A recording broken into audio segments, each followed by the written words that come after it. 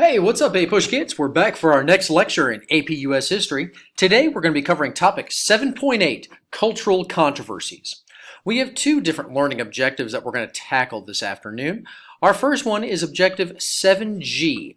Explain the causes and effects of international and internal migration patterns over time. And 7H, explain the causes and effects of development in popular culture in the United States over time.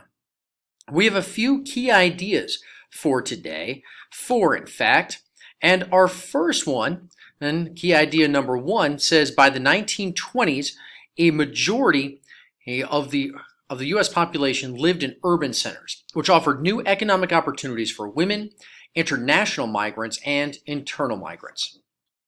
Now, as we talked about last time in technology, the 1920s was a decade of change. We saw a lot of change technologically happen in the United States, from the development of the car and new radio and cinema instrumentation. But we're also going to see other things happening as well. We'll also see cultural changes happen, and those cultural changes will lead to conflict. Americans are going to experience increased wealth, consumerism, and more leisure time and new forms of entertainment that lead this to become the Roaring Twenties or even the Jazz Age. Now, by the 1920s, more Americans lived in cities than in rural areas. And there's three major reasons why this is happening. First of all, because of World War I, many women had entered the workforce for the first time. And many of those workforce jobs were located in cities, bringing more and more families into major American cities. A second form of growth for cities was internal migrations. Now, during World War I, as we've mentioned during those lectures, the Great Migration took place. Now, this led to a concentration of African Americans in northern cities as they escaped from the racially divided South to the racially divided North to look for factory job and factory work. Now, a third source of immigration and also led to the growth of cities during this time, and I don't have a slide for it, but simply the immigration to the United States is going to continue. It's that same immigration that we've been talking about up to this point of the new immigrants. These are a lot of people still fleeing from war-ravaged Europe. They're coming to a place that hadn't been touched by war. And so they're also increasing the size of many cities. Now, all of this migration and immigration is going to have some impacts. And let's talk about that in key idea number two. Migration gave rise to new forms of art and literature that expressed ethnic and regional identities, such as the Harlem Renaissance movement. Now, the Harlem Renaissance was the flourishing of black culture, and it included many elements. For instance, jazz blended African and European musical traditions into a distinctive American style of music. Some of the most popular jazz performers of the age were people like Louis Armstrong and Duke Ellington. In addition to this, forms of literature also came out of the Harlem Renaissance. The most popular author was Langston Hughes, who wrote poems and novels about black pride. Now, generally speaking, Harlem, for many African Americans, represented the quote-unquote new Negro, the idea that African Americans could freely and should freely express themselves and embrace their culture and strive for equality. Now, other forms of literature and art also emerged during the 1920s, outside of the Harlem Renaissance, which was the most important, though, of the 20s. For instance, the development of the Lost Generation included authors such as T.S. Eliot, Ernest Hemingway, and F. Scott Fitzgerald. They rejected the war, World War I that was, and criticized 1920s consumerism and conformity. Some of those books, especially The Great Gatsby, is oftentimes read at the high school level. Bringing us to key idea number three. After World War I, nativist campaigns against some ethnic groups led to the passage of quotas and restricted immigration, particularly from Southern and Eastern Europe, and increased barriers to Asian immigration. Now, during this time, America had experienced a new wave of nativism, and we continue to see arrival by Eastern Europeans every year into the United States, nearly 800,000 of them. Now, many Americans, especially concentrated in rural regions, thought immigrants were un-American or non-Protestant. They were anarchists. They were socialists. Now, helping to fuel these fears was the Red Scare, as well as union strikes during the 1920s, as well as the growth of Eugene Debs' Socialist Party. Many feared that this would lead to a Russian-style socialist revolution in the United States. Now, this led directly during this Red Scare to immigrants becoming under attack. For instance, in 1920, Nicola Sacco and Bartolome Vanzetti were arrested and charged with robbery and murder. The Sacco and Vanzetti murder trial became the sensation of the nation. These two were Italian immigrants. They were also anarchists. However, with only circumstantial evidence, they were found guilty and executed, causing an international uproar. Now, the U.S. government, in response to nativism, will pass two new immigration restriction laws, first in 1921 and then in 1924. The first of them, called the National Origins Act, created quotas that placed a maximum number on the number of immigrants that could enter the United States every year from particular countries.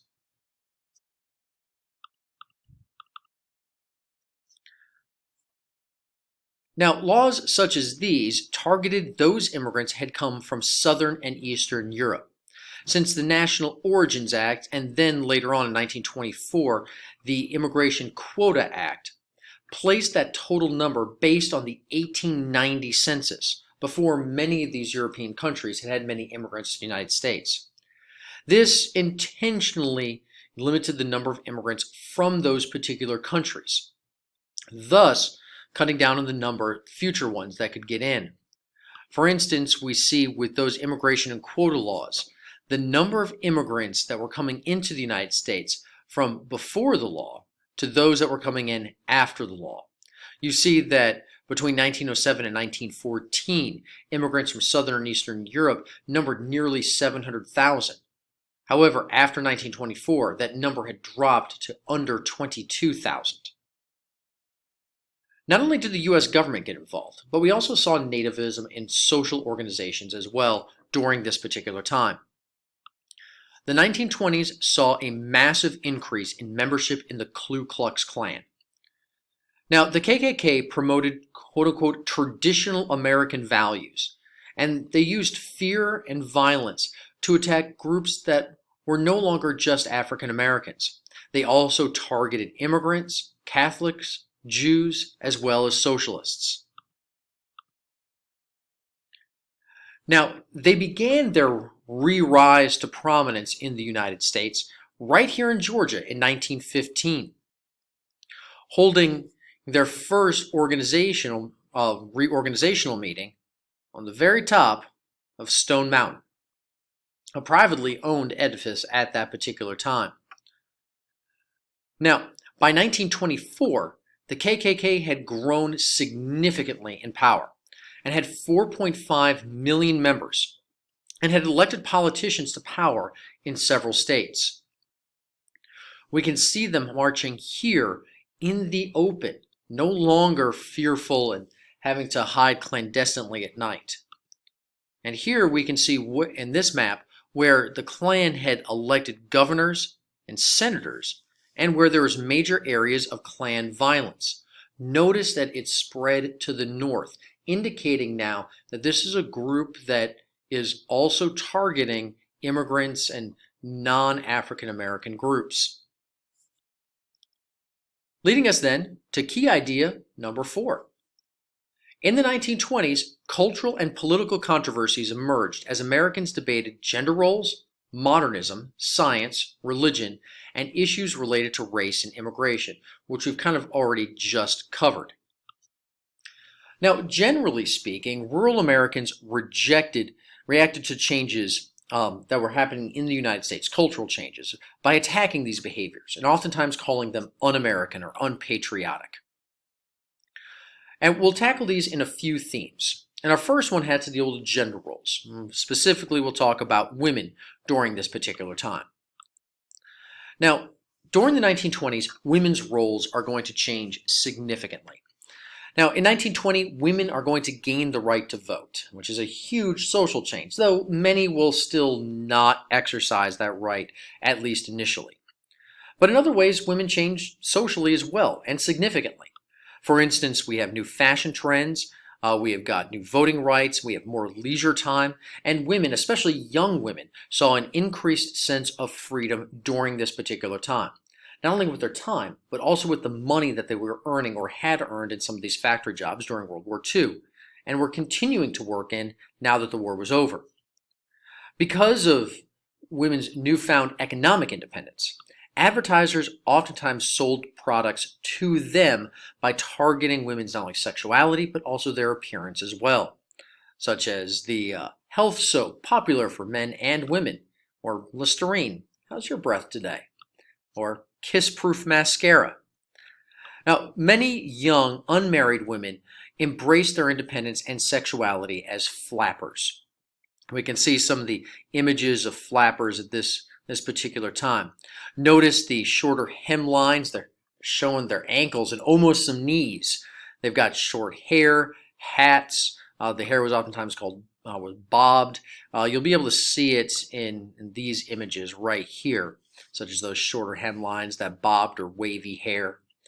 Now, all of this shocked traditionally minded women. These women, the flappers, smoked cigarettes, they drank alcohol, they danced at clubs, they used makeup, they had sex outside of marriage, and dated boys without chaperones. Oh my! Well, rural America was not too happy about this. But they were also unhappy about other things too. For instance, let's talk about Prohibition. Now, Prohibition is going to begin in 1920 with the passage of the 18th Amendment. And this ratified the beginning of the Prohibition era. Now, rural Americans supported this as a noble experiment because they believed drinking led to crime and other social problems, many of them which they associated with these immigrants. In addition to this, the government also passed what was called the Volstead Act. And this put the Treasury in charge of actually enforcing the law. And we can see some pictures here of the U.S. Treasury Department officials enforcing the Volstead Act, which made the manufacture and transportation of alcohol illegal. You can see them pouring out kegs upon kegs of booze. Now, interestingly enough, many times these things were staged, and we'll talk about kind of why that is in just a second. But they do have some high publicity kind of events here. Now, initially, we see that during Prohibition, alcohol is effective, at least initially. Now, it goes into effect as we've talked about. It begins really right there in 1920, right? So, the war starts right here. So here's the war starting. We become involved in World War I. Alcohol consumption declines. And some of that's because we have so many people that are going overseas. We have so many people in the war now. There's just going to be less alcohol being consumed because you have millions of men that are now in the army. And so this goes on. And then right here is that kind of beginning of Prohibition where you got all of those people, all the alcohol manufacturers are getting put out of business. But then by 1922, it's pretty much back up to pre-war levels. And this is because many urban Americans resisted Prohibition. For many immigrants especially, or immigrant communities, drinking was a cultural norm. And many Americans wanted to enjoy themselves in illegal bars called speakeasies. We can see one of the pictures of some of the speakeasies right there. Look at how much fun they're having. And them too. Though, interestingly enough, because of the Volstead Act, it wasn't illegal to drink alcohol. It was just illegal to sell it, and it was illegal to transport it. So the people you see sitting around the bar there, if the police come and bust that place, they're not going to get arrested. It's the person that owns it and the bartenders that are taking all the risk. Now, demand for this illegal alcohol was going to be tremendous. And what this leads to is it leads to a rise in smuggling, bootlegging, moonshine, and especially it will lead to a rise in crime. And what we see is that organized crime in America is going to emerge as as the mafia will take control of this illegal alcohol trade. Now, there were mafias in every single city, kind of like city machines. They're organized in a very similar way. They operate in a similar way as the machines did.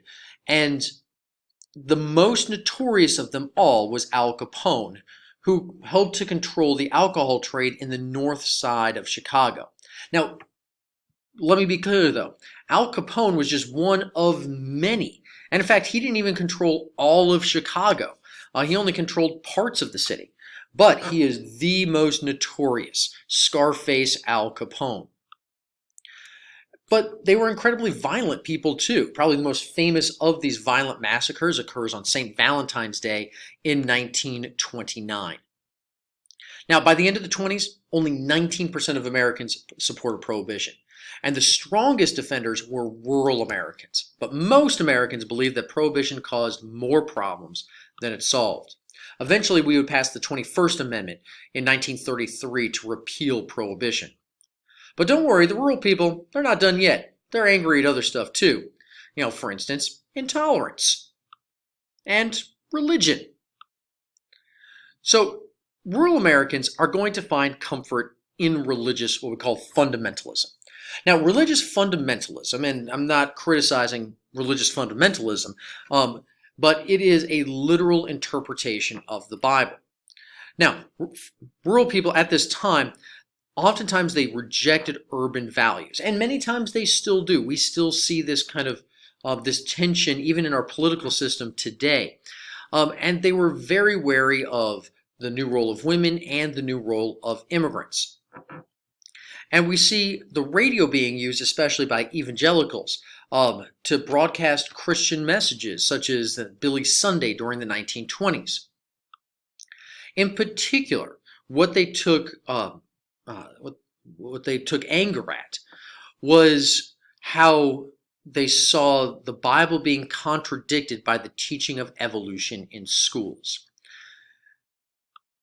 And so we see the first kind of major court case result from this. In the 1920s in Tennessee, John Scopes, a science teacher, is arrested in Dayton, Tennessee for teaching evolution in his biology class. Now what this leads to is what is called the Scopes monkey trial. It becomes a national sensation.